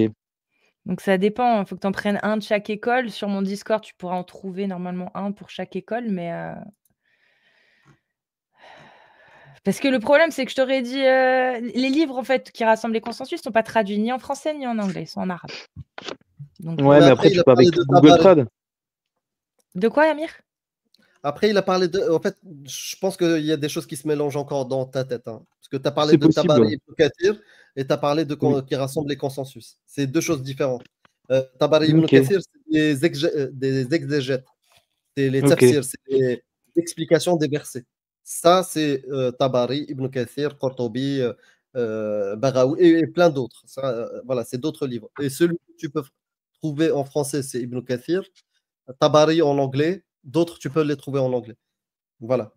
Ça, c'est exégète des versets. Si tu parles des consensus, là, il y a des livres. Et il y en a qui sont sur le serveur de Cassius. Par exemple, Umdat Salik, le Muwatta, ou d'autres. Voilà, ou le Mourni, je ne sais pas si tu l'as, Cassius. Voilà, c'est ça, les sur la chaîne de Cassius? Le hadith. Non, sur le Discord. Mais j'ai le hadith pour toi normalement. Attends, je vais le vérifier quand même parce que comme je suis. Ouais, mes cahiers, ils sont rangés, là. Ouais, Ouais, est-ce c'est que tu as ça. Al-Ijma' C'est Ibn Majah, 3950. C'est celui-là. Ouais. Ouais, mais celui-ci n'est pas Sahih. Et il y en a un autre qui est Sahih, et je sais pas. Ça, c'est écrit où, ça? Attends. Ibn Majah. Ça s'écrit où? Ça s'écrit comment? IBN-MAJH. 2167. C'est écrit où, ça, Ibn Majah? Ouais, non, En fait, Ibn Majah, c'est un rapporteur de hadith. Et c'est un livre de hadith. C'est un livre de hadith. Ouais, de récits. Donc, comme Bukhari, comme... Bah, déjà, tu vas pas le trouver en français, c'est ça le problème. Ah ouais? Et quelles sont la place des savants dans... comment ça se fait qu'ils soient aussi, comment dire, autant mis sur un piédestal? Genre, est-ce qu'il y a un texte qui en parle de ça? Des personnes qui donnent leur vie à la religion, et est-ce qu'ils ont un texte sur eux ou quelque chose comme ça? Oui. Sourate 5. C'est le jackpot, je vais te le donner. Ouais, c'est un verset. C'est le verset du jackpot, celui-ci, moi je l'appelle. Verset du jackpot. T'es prêt? Vas-y. Attends, je l'ai loupé. C'est l'autre, il est là. J'ai trop, il y en a trop. Alors, Sourate 4, pardon, verset 95. T'es prêt? Nickel. Ne sont pas égaux ceux des croyants qui restent chez eux, sauf ceux qui ont quelconque infirmité, et ceux qui luttent corps et biens dans le sentier d'Allah. Allah donne à ceux qui luttent corps et biens un grade d'excellence sur ceux qui restent chez eux. Et à chacun, Allah a promis la meilleure récompense, et Allah a mis les combattants au-dessus des non-combattants, leur accordant une rétribution immense. Des grades de supériorité de sa part, ainsi qu'un pardon et une miséricorde. Allah est pardonneur et miséricordieux. C'est des combattants. Non, écoute celui-là. Sourate Nisa. Non, c'est pas que des combattants. Attends, c'est combattre, comme il a dit, dans le sentier d'Allah. Soit par, dans les tafsirs, c'est expliqué, soit par le physique, donc tu vas combattre physiquement, soit par l'argent, tu payes, soit par la fabrication, tu peux fabriquer des armes, tu peux fournir des armes, tu peux fournir des trucs. À partir du moment où tu t'investis dans le djihad, qu'il soit offensif ou défensif, afin de propager l'islam et de le faire, de le mener à bien. Le plan de Allah, voilà. Y a une je pensais que ça parlait des savants. Excuse-moi, hein, désolé, Amir. Ouais, je te donne juste cette source-là. Ah, mais les savants, ils en font partie. Ils luttent corps et biens. Non, mais je finis. Ils luttent corps et biens dans le sentier d'Allah, les savants, Flo. Ok, non, mais vu que je pensais que le savant, c'était littéraire un peu plus. Mais c'est pareil. Ça marche aussi dans le tafsir. Toutes les personnes qui contribuent à la propagation de la parole d'Allah font partie de ceux qui combattent dans le sentier d'Allah. Ouais, j'ai compris, en mode général, ouais. Quand tu fais le djihad offensif, djihad taleb, tu peux très bien le faire, comme il est dit dans la notion de l'alliance et du désaveu. Tu peux aller dans un pays mécréant et simplement lutter, faire le djihad par la parole, en propageant l'islam. Ouais, c'est ce qui se passe en Et France. eux, c'est des combattants aussi, tu vois. Ok. Je peux? Ouais, excuse-moi, Amir. Non, ça va être rapide. En fait, il y a un verset qui est clair. Ô vous qui avez cru, obéissez à Allah, obéissez aux messagers et à ceux d'entre vous qui détiennent l'autorité. Puis, si vous vous disputez en quoi que ce soit, renvoyez-le à Allah, aux messagers, si vous croyez en Allah et au jour dernier. Qui détiennent l'autorité, ou l'il amru minkum. Et ça, c'est qui? C'est les gouverneurs, les chefs militaires, les savants religieux, les exégètes. Et ça, tu peux le trouver chez Ibn Kathir, Tabari et Qurtubi. L'explication de ce verset-là, c'est les savants, les gouverneurs, les chefs militaires. Il y a un numéro pour chez Qurtubi, tout ça et tout, pour savoir c'est lequel? Le numéro du verset, c'est 4,59. Je prends, si ta question était vraiment spécialement les imams et les savants, là, ils sont clairement, c'est clairement dans ce verset-là. Et dans les tafsirs, donc si tu tapes 4,59, Tu regardes le tafsir de Ibn Kathir, Qurtubi, Al-Baghawi et autres, tu vas voir. 4,59, c'est pour tous. C'est pour Qurtubi. Excuse-moi, j'ai oublié tous les noms. Ça m'a perturbé. En fait, les tafsirs, c'est comme ça. C'est tu prends la sourate, tu prends le verset, tu tapes le numéro de la sourate, tu tapes le numéro du verset et tu tapes le nom le nom du monsieur, du savant que tu veux. Soit Qurtubi, soit Ibn Kathir, Al-Tabari, etc. Ah, donc ce sera entre guillemets, ce sera les mêmes numéros et ensuite il y aura marqué. Ok. Ok. Bon bah maintenant j'ai du boulot. Merci. Hein. Bah écoute, avec plaisir. Ok. Ben non, mais ça me permet d'apprendre un peu. Et j'avais une autre question, mais bon là j'imagine que là c'est déjà trop là. Ça dépend si elle nécessite une réponse courte ou une réponse longue. Ouais, ça va être long. C'était sur le Nouveau Testament, donc bon. Ouais, non, c'est bon, ça me saoule.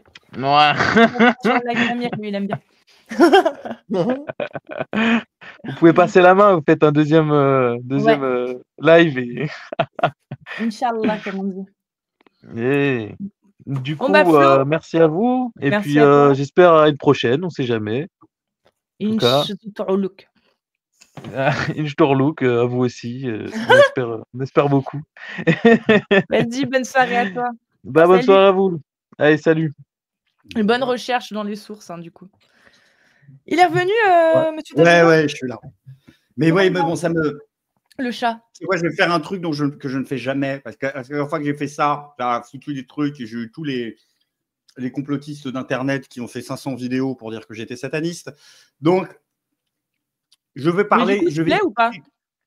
Du point de vue de la théologie catholique, oui. Je vais parler d'où je parle. Parce que les gens ne le savent pas. Tu dis tu es chrétien. 99,99% des gens ne me considéreraient pas chrétien. Si tu veux, je ne vais pas faire tout mon CV. C'est pas le mais sujet. J'ai fait de la théurgie, j'ai étudié la gnose, la kabbale pendant plus de 10 ans, l'hermétisme, j'ai pratiqué l'alchimie, la magie que je continue à pratiquer. J'ai étudié le shintoïsme, le bouddhisme tantrique, japonais et toge-orange, le chamanisme bolivien, le vaudou. J'ai été franc-maçon, j'ai été martiniste. J'ai fait l'intégralité des rituels d'initiation et d'élévation de l'OTO version Crowley, de la Golden Dawn et du Greg, est-ce que tu crois au bienfait du béton quantique? Je ne sais pas ce que c'est, mais ça m'a l'air très intéressant comme paradigme. Ce que je veux dire, c'est que en fait, me rattacher au christianisme restera in fine. Tout ça passe avant le christianisme. Le christianisme, c'est la couleur de ma métaphysique. Mais c'est, si tu veux, qui passe à travers tellement de filtres. C'est pas surprenant.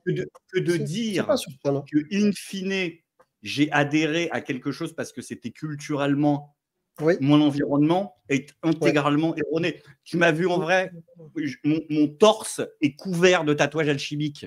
C'est quelque chose qui n'est pas. Mais tu l'as bien dit, ta mythologie, ta métaphysique, elle est chrétienne. Et ta métaphysique n'est pas shintoïste. Pourquoi?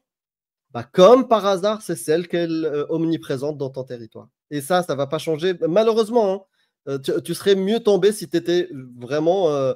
Tu as trouvé ta métaphysique dans le shintoïsme. Là, ça serait cohérent. Mais Mais qu'est-ce que tu appelles ma métaphysique? Ça correspond aux statistiques. C'est toi qui l'as dit. Excusez-moi de vous couper, Greg et Amir, mais en fait, il est encore plus adapté à son territoire parce que c'est un territoire de liberté d'expression et justement, même elle est principalement chrétienne, mais elle est en fait par vagues successives imbibée de toutes ces cultures qu'il vient de citer. Il y a eu une période où des gens se convertissaient beaucoup au bouddhisme, il y a eu une période où des gens s'intéressaient à des mythologies asiatiques, il y a plein de choses. Donc, effectivement, tu as baigné dans un multiculturalisme à la française et tu t'es un peu fait tienne de toutes les mythologies, de toutes ces... Enfin, de tout ça. Ouais. Donc, tu es bien un enfant de ton territoire. Pas vraiment. Pas vraiment, parce que même parmi tout ce que je viens de te citer, quand je te parle de Théo, de Golden Dawn et de Topi, ça n'existe. La littérature n'est même pas trouvable en France. Elle n'est même pas trouvable en France. C'est le côté chamanisme bolivien, excuse-moi, en France, il y a un mec. Il y a un mec. Oui, mais après, tu t'es diversifié. Mais c'est pas cette mythologie. 99% de la métaphysique chrétienne, catholique, protestante ou orthodoxe, je n'y adhère pas. Tu veux comprendre tu veux comprendre la métaphysique, tu cherches, je te l'offre si tu veux. Tu cherches un livre. Tu cherches un livre qui s'appelle Le Livre du plaisir de Austin Osman Spare. Et là, tu as ce qui est probablement le plus proche de ce que je pense. Donc, on ne peut pas dire qu'un courant qui est né dans le mouvement punk des années 70 anglo-saxon, c'est un truc de mon époque. Oui, à ce moment-là, je n'ai pas été particulièrement français. J'ai vécu dans une société libérale occidentale où je ne me fais pas couper la tête parce que j'ai un bouquin qui n'est pas en vente chez le gourou du coin. Donc, oui.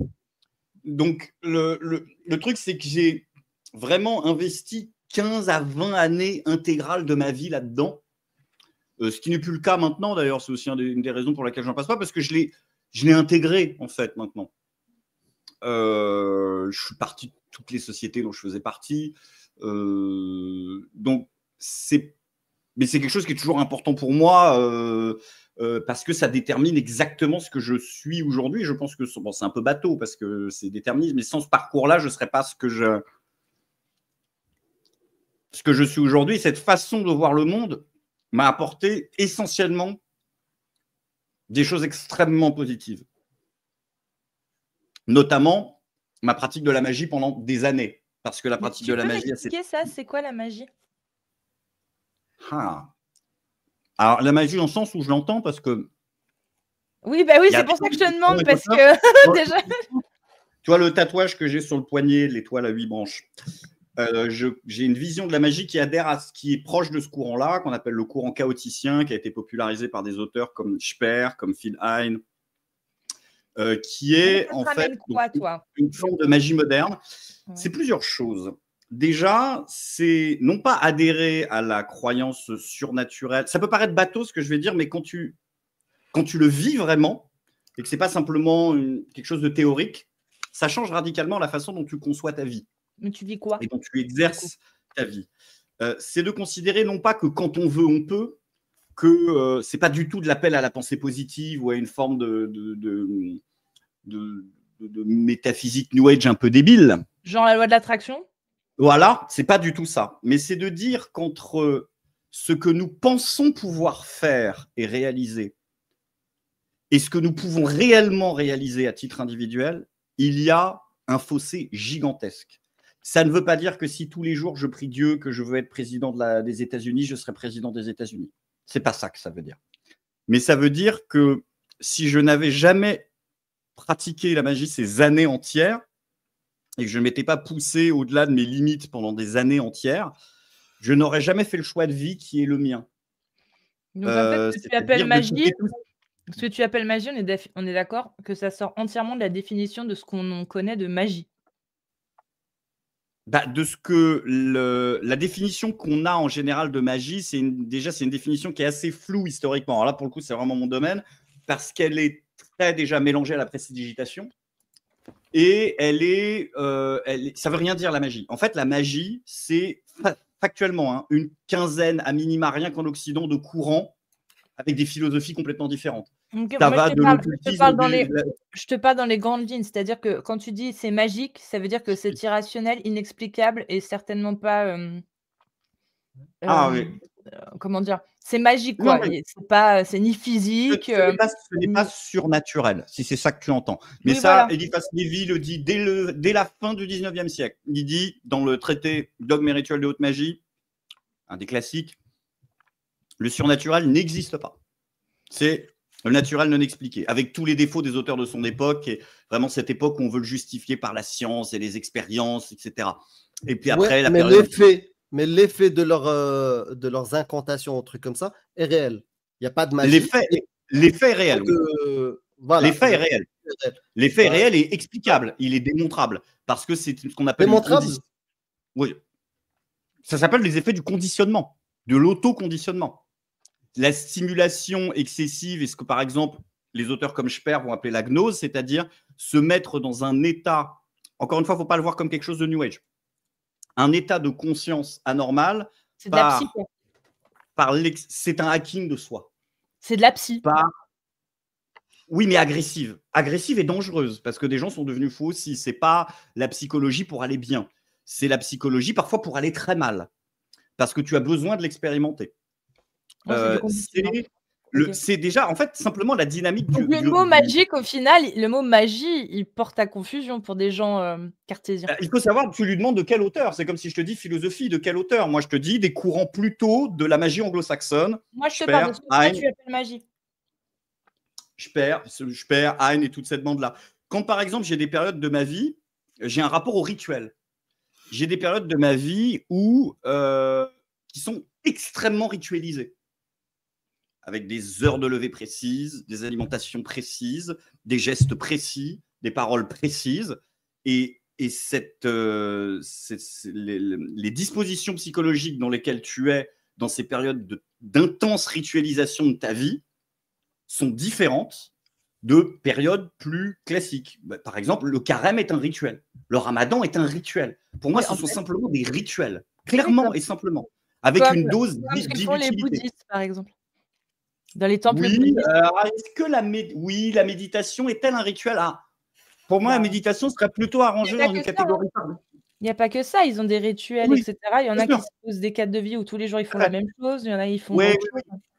Mais c'est pour ça que le bouddhisme, c'est particulier, parce que le bouddhisme, vraiment, si tu prends un bouddhiste tantrique, quand on parle de bouddhisme en Occident, on parle très souvent du bouddhisme des toges oranges, c'est-à-dire le bouddhisme du Dalai Lama, qui est une tradition en plus paradoxalement très minoritaire. Vu qu'on est des Occidentaux et qu'on est le centre du monde, on a pris le truc qui était le plus compatible avec notre mode de fonctionnement et notre morale libérale. Donc du coup, en fait, on bande énormément sur ça. Mais c'est pas du tout le bouddhisme majoritaire. Mais tu prends le bouddhisme japonais, c'est à des kilomètres de ça. Mais par exemple, c'est pareil, mon rapport à la divinité est interconnecté. Je pense que l'homme crée des dieux et les dieux créent des hommes. Ah oui, d'accord. Oui, mais en fait, c'est super loin du. Oui, ben oui, il est super. Et oui, mais en fait, il n'y a pas de Dieu sans homme et il n'y a pas d'homme sans Dieu. Mais quand je parle des dieux ou de Dieu, parce que le Baal est au singulier, mais c'est un pluriel en fait au départ, comme Eloah, Elohim, c'est le pluriel de politesse, c'est une invention des Hébreux pour masquer le polythéisme inhérent, en tout cas les racines polythéistes de leur religion. Quand je parle des dieux, je parle des dieux de la façon dont les Grecs parlaient des dieux, dont les Égyptiens parlaient des dieux. Quand les auteurs grecs vont visiter les Égyptiens, ça c'est quelque chose qui a amené le monothéisme, de dire lequel de nos dieux. C'était un peu le truc que tu disais, Amir, mais pourquoi c'est ce dieu-là qui est vrai et pas Yahvé? Pourquoi c'est Bouddha et pas Ahura Mazda? Pourquoi est-ce que c'est Brahma et c'est pas? C'est une question que dans l'Antiquité on ne se posait pas. Quand Pythagore va voir les Égyptiens, il dit regardez comment tu te la poses ou tu te la poses pas? Il ne va pas faire un traité pour expliquer que leurs dieux sont faux. Ce n'est pas la question. Si on est en train de faire un exposé d'anthropologie et d'histoire, c'est pas le sujet. Hein. Je suis d'accord avec toi. Mais là, je parlais à toi. Comment ta perception de Dieu, c'est quoi? Est-ce que quand je te dis Ahura Mazda, tu le vois comme ton Dieu? Mais bon, franchement, j'ai même pas envie de rentrer dans un débat. C'est de te dire que quand 1,5 milliard de que là, tu es parti trop loin. J'ai envie de te respecter. Et là, si je te réponds pas à tous les points que tu as cités depuis tout à l'heure, c'est pas te respecter, donc je vais me taire. Mais ce que je te dis, c'est que quand 1,5 milliard de gens. Est-ce que dans ta croyance, tu peux y intégrer une existence extraterrestre? Toi? C'est la seule façon que nous pourrions un jour d'avoir, selon moi, une preuve de l'existence du Père. Parce que si on prend la Trinité chrétienne comme Père, Fils, Saint-Esprit, c'est-à-dire le Père comme vraiment le Dieu créateur sous son aspect très créateur, pour moi d'ailleurs, les musulmans n'ont pris que le Père. Ils n'ont pas la compassion et l'humanité du Fils, ils n'ont pas l'Esprit Saint, ils en font un ange. Bon, ils n'ont pas compris le concept. D'ailleurs, ça se voit dans de nombreux versets du Coran, quand Jésus dit « Est-ce vous qui avez demandé de me prendre moi et ma mère pour des dieux, ça se voit que l'auteur du Coran ne comprend pas ce qu'est la Trinité parce qu'il pense que la mer est dedans. Bon, il y a beaucoup de moments où on montre qu'ils n'ont pas compris en tout cas, les premiers auteurs musulmans n'ont pas compris cette métaphysique-là. Mais si on prend le père comme le créateur ou vraiment le plus matériel, celui qui balance la foudre, qui balance les criquets, qui descend physiquement de parler dans un jardin, enfin, tu vois, toi, tu les représentes comme étant des extraterrestres, possiblement. Si jamais cette partie-là de la Trinité existe, la seule façon que nous aurions un jour d'avoir une preuve, c'est qu'ils viennent nous parler. Donc, qu'est-ce que ça veut dire? Ça veut dire que c'est une forme de vie, elle n'est pas terrestre, donc au sens premier, elle est extraterrestre. Je te fais pas la théorie des anciens. Et tu t'es intéressé à la... Juste par curiosité, tu t'es intéressé à ce que disait Raël ou pas, toi? Ouais, ça m'a passionné. Quand j'étudiais beaucoup l'ésotérisme, on aimait bien aussi étudier les trucs un peu délirants. Et j'étais complètement fasciné par le personnage de Raël. Et j'ai vu le reportage Netflix récemment du truc qu'il a remonté au Japon, qu'il a remonté le même truc, mais au Japon, là. Ouais. Mais du coup, toi, par rapport à sa vision et à la tienne, c'est quoi la différence? Sa vision et la mienne? Ouais. Je te parle pas du gourou, je te parle de lui, sa croyance, entre guillemets. Déjà, il affirme qu'il y a des extraterrestres qui lui ont parlé, qu'on peut les voir, qu'on peut machin. Non, moi, je te parle de la croyance, pas de lui, de ce qu'il a fait, mais de la croyance raélienne, en fait. C'est quoi, là? Ça n'a rien à voir. Je pense pas qu'il y ait de métaphysique chez Raël. C'est une religion quelque part très empirique. Si tu pars la divinité s'explique, c'est des aliens qui utilisent de la technologie et tu joues de la guitare et tu baisses des meufs.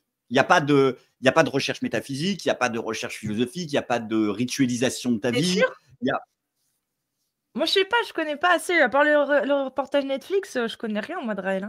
Enfin, si, il y a des reportages, des témoignages. Pas l'impression, ça me paraît être oui, c'est un culte. C'est un culte. Ouais, mais il peut bien y avoir des enseignements de magie, de développement personnel, etc. pour attirer autant de gens. Non, il n'y a pas d'enseignement de magie. Il y a quelques trucs de développement personnel qui ont été repris des stages de développement personnel typiques des années 60, 70, très hippie, notamment le truc où tu comptes les stries de ton anus avec un miroir. Quoi? Ah oui, c'est vrai, j'ai entendu ça. Oui, les femmes écartent les jambes, prennent un miroir. Elles sont bien sûr nues en groupe avec Raël, parce que sinon c'est pas drôle. Et tu dois regarder, je crois que les hommes aussi le font, tu dois regarder les circonvolutions de ton anus et tu dois le penser comme le cosmos, la Voie lactée ou un truc comme ça. Donc voilà, je pense qu'il a monté sa secte. Il ne fait aucun doute que la volonté est avant tout financière et mercantile. Et il s'est dit quels sont, on va dire, les outils du développement personnel qui permettent d'induire un état mental propice à la croyance, c'est-à-dire le bien-être extrême, l'impression de trouver du sens, des réflexions philosophiques circulaires qui font que finalement le mystère est permanent. C'est le principe de la. C'est un petit peu ce que tu vis aussi, toi, mais tout seul. Tout ce que tu m'as cité là, c'est un peu ce que tu vis aussi.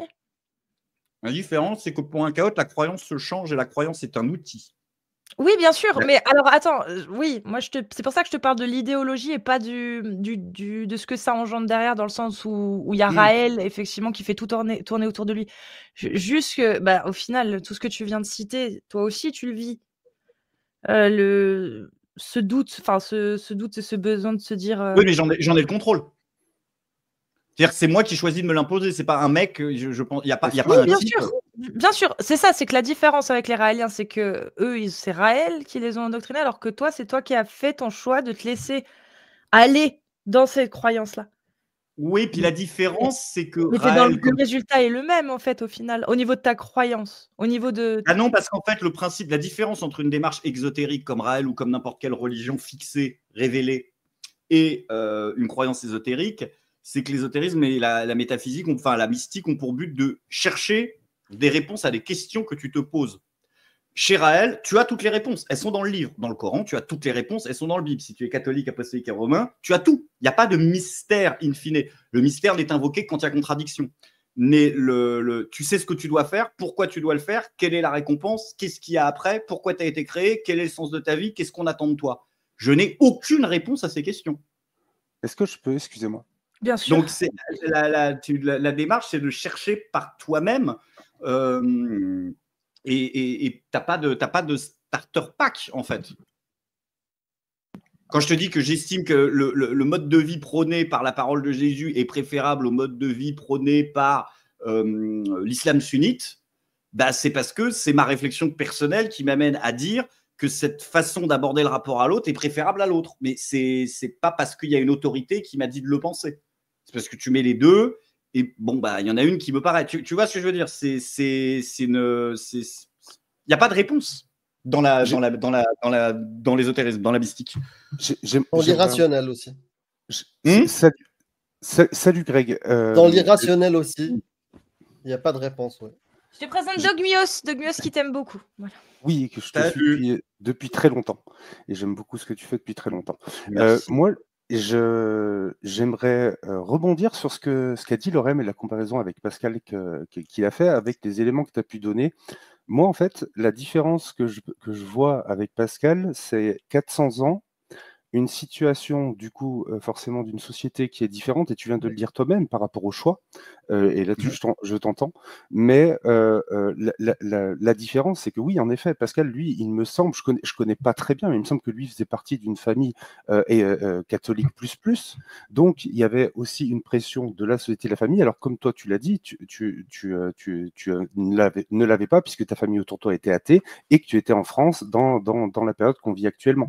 Donc, avec d'autant plus toutes les nouvelles choses et les mouvements qui ont pu sortir depuis que Pascal, lui, n'avait pas, tu vois, et la situation. Donc, en fait, au final, j'ai l'impression que ça revient un petit peu au même, avec juste les différences que j'ai nommées, quoi. C'est la sensation que j'ai par rapport à quand tu dis « j'espère que Dieu », c'est-à-dire que Pascal, lui, n'aurait pas pu se permettre la nuance. Et qu'il a dit je fais le pari de, tu vois, et le côté hypocrite du truc, je le comprends, mais parce que pour moi, une obligation que toi, tu n'as pas. Parce qu'il faut admettre la possibilité qu'il n'ait rien, parce que dès l'instant où tu commences à te mettre une... Vraiment, c'est tout le truc de la pensée, de cette pensée qui est aussi, voilà, la pensée de Speer, de Heine, tout ça, tu ne peux pas t'imposer à un moment ou à un autre une possibilité que tu n'admets pas. C'est possible que tout le truc soit une erreur. Et c'est une sorte de pari pascalien, mais pas vraiment... Enfin, en fait, même si tout ça est faux, ce que cela m'a apporté, c'est-à-dire les rituels, la pratique ésotérique m'a apporté une façon de voir le monde et de considérer mon rapport à ce qui est faisable et ce qui n'est pas faisable, qui j'estime aujourd'hui, il y a des gens qui ont fait mieux que moi, hein, à 42 ans, on peut commencer à faire un bilan qui m'a été, je pense, profitable. Parce que je pense que sans tout ça, et qui n'est pas pour le coup basé sur un espoir, qui est basé sur la pratique de rituels qui ont prouvé des effets, et bah, des fois ça a foiré, des fois ça a marché, et globalement ça a quand même pas mal marché parce que ça m'a permis d'accomplir quelque chose qui, je crois, est la seule chose qui vale, c'est que j'ai la chance de faire partie peut-être des 0,1% de gens qui font ce qu'ils ont toujours eu envie de faire. Ouais, non, mais alors moi sur le fait que ça t'a apporté du positif, j'en doute pas un instant, et je pense que t'es le seul ici à pouvoir le dire ou non, mais ça n'empêche pas que tu laisses la possibilité, tu dis c'est important de laisser la possibilité que ce soit faux, mais ça veut dire que tu vis avec la possibilité que ce soit vrai. Et le fait de vivre avec ça, je parle pas pour toi, et je reprends ce que pouvait dire Amir, c'est que ça, c'est pas ce que on voit et c'est pas ce qui est dans la société. Parce que en soi, moi, des gens qui ont la démarche que tu as et ce que tu expliques, moi, pour pas te mentir, ça m'intéresse pas, et je comprends pas grand chose, mais ce que tu dis n'est pas.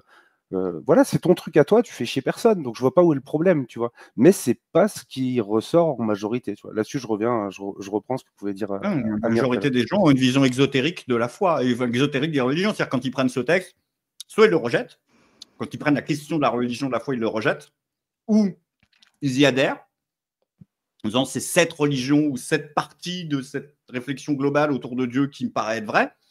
Et ceux qui disent ça me paraît quand même un petit peu simple, un peu bizarre de penser qu'il y a un type qui a marché sur l'eau premier degré ou qui a fondu la Lune à 2 sur un dromadaire volant, je ne sais pas quoi, ça me paraît un peu chelou. Mais de l'autre côté, évacuer totalement la question me paraît un peu précipité. Donc, je vais regarder s'il n'y a pas des gens qui ont lu les choses autrement ou qui ont fait de tout ça quelque chose d'autre.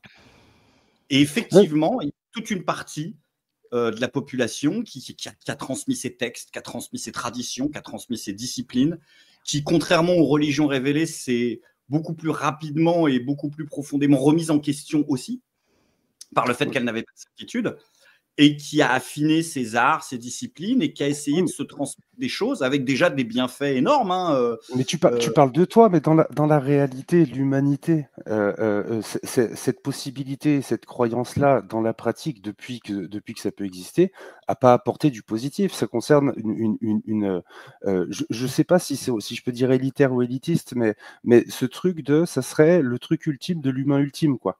Je sais pas si tu vois ce que je veux dire. C'est peut-être mal exprimé, mais je veux dire, dans les faits, le fait d'avoir cette possibilité de la croyance, qu'est-ce que ça donne dans l'humanité? Ça apporte quoi au final? Et même le fait qu'une minorité se sente bien et t'en ferait partie. Ok, ça je veux bien le croire, tu vois. Je crois vraiment pour le coup, et là c'est plutôt le girardien qui va parler. Je ne crois pas à l'idée que c'est le sacré, la religion crée la violence. En tout cas, je pense que ce n'est pas son but premier. Je pense sincèrement que la religion a pour obsession d'encadrer et d'empêcher le plus possible la violence. Parce que les rapports humains et le caractère... Ça, c'est pas la réalité, c'est vrai. C'est pas la première partie. Encadrer la religion aux mains, encadrer la violence aux mains du pouvoir.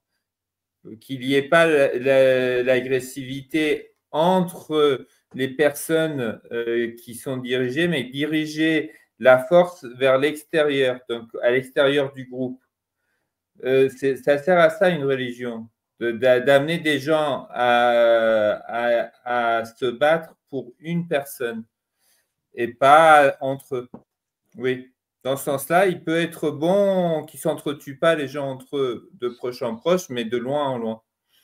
Oui. Ah bah, c'est sûr que tout ce qui n'est pas avec la religion, on n'est pas ami de la religion. Donc déjà, ouais, mais ça, moi, je trouve que je ne suis pas vraiment d'accord. Non, mais dans les dogmes qui sont construits actuellement.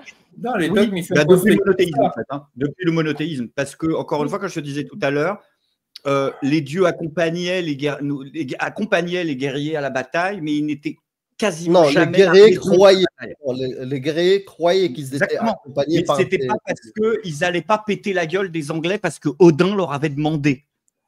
Ils allaient péter la gueule des Anglais parce qu'ils voulaient des terres et des femmes. Et tu le fasses pour Odin, leur démarche. Mais tu le fasses, il y avait pas pour Odin, d'aller dire qu'on va combattre au nom des dieux. Du contraire, on attend toujours la preuve qu'il y a ce dieu-là ou ces dieux. Et par contre, je voulais te dire... Non, mais là, je répondais à l'aspect que ça n'avait pas apporté de choses positives. Je pense vraiment que la violence mimétique entre les individus est telle et le caractère conflictuel des désirs entre les gens est tel qu'elle devrait rendre la société impossible. Et que peut-être qu'on aurait pu le faire autrement, mais assez étrangement, nous l'avons fait collectivement tous comme ça, à peu près. À quelques exceptions près, les modèles de société irreligieuse se comptent pendant les 90% de l'histoire de l'humanité sur même pas les doigts d'une main. Donc, c'est ça qui a été... Ça veut dire que c'est vrai? Et ça veut dire que c'est vrai ou... Non, mais je ne réponds pas à ça. Je réponds là à l'argument qui est de dire ça n'a rien apporté de plus que des guerres et des machins, que je trouve assez premier degré et assez limité. Et c'est la méthode pour endiguer la violence qui n'est pas la bonne. C'est-à-dire la désignation de bouc émissaire et de victime expiatoire. Mais... Bon, les amis. Bon, moi, j'arrête. Je vais conclure là-dessus. Parce qu'il y a des gens qui attendent en fait de monter, etc. aussi. C'était très intéressant, mais ça fait très longtemps là. C'est très long. En fait. Non, mais je voulais pas vous en regarder. Mais non, sur la, mais sur... pas du tout, Greg. C'est pas ça. Magie, pas du tout. On est toute la nuit en fait. C'est sûr et certain. C'est le genre de débat. De toute façon, quand on se voit, ça, bien, il faut des heures. Il faut des heures. On passe sur des... Ouais. Si on veut vraiment aller jusqu'au bout, il faut des heures. C'est ça. Tu lis ça, je te l'envoie si tu veux comprendre un peu plus. Le livre du plaisir de Stine Osman Speer. C'est du début 20e. Hein. C'est du 1900. C'est juste avant la Première Guerre mondiale et un peu après la Première Guerre mondiale. C'est du 1920. Entièrement. Tu le prends entièrement à 100%. Toutes les idées qu'il y a dedans, tu prends à 100%. Toutes les idées qu'il y a dedans, tu les prends à 100%. Non, il y aura des choses un petit peu à. Voilà, c'est pour ça moi, il faut que je te parle à toi, pas au livre. Non, mais tu peux considérer que oui, ce sera des broutilles. Là où je vais être un petit peu en désaccord, ça va être sur un petit peu encore des trucs qui vont rester d'essayer de prouver, en fait, ça manque de connaissances sur la psychologie moderne. C'est-à-dire qu'il y a des choses qui, du point de vue de la psychologie, sont pas forcément... Il y a encore un peu cette... Il y a des erreurs à ce niveau-là. Mais sur la conception de à quoi doit nous servir le sacré, c'est-à-dire à étendre le champ de nos possibilités, à essayer de développer un rapport de compréhension le plus étendu possible de l'autre, à rire, il y accorde énormément d'importance. Mais ça, c'est ta conception. Je suis d'accord sur sa vision de l'utile. Mais ça, c'est ce que tu as choisi. C'est toi qui l'imagines de cette manière-là. Tu as fait du cherry picking chez des philosophes et des théologiens, des trucs, et tu as créé ton truc. Et tu as mis par-dessus le tampon christique. Voilà. Ouais, pourquoi pas. Mais après, on peut en discuter. Qu'est-ce qu'il y a de vérace dans cette manière de voir les choses? Parce que l'argument que tu nous as sorti, ça me fait du bien. Tous les croyants de toutes les religions, à leur manière, le font pour cette raison-là. Est-ce que c'est une bonne raison? J'ai envie de dire, Amir, ceux qui font du BDSM, ils estiment que ça leur fait du bien. Je suis qui pour juger? Je n'en ai rien à faire. Tant qu'ils n'imposent pas aux autres qui ne veulent pas, c'est pas un problème. Je sais pas, moi. Mais après, si tu veux le faire, fais-le. Tout le mouvement chaotique c'est pour ça que tu verras. Point. Tu as dit quand je rentre dans le mode ritualisé, carré, truc comme ça.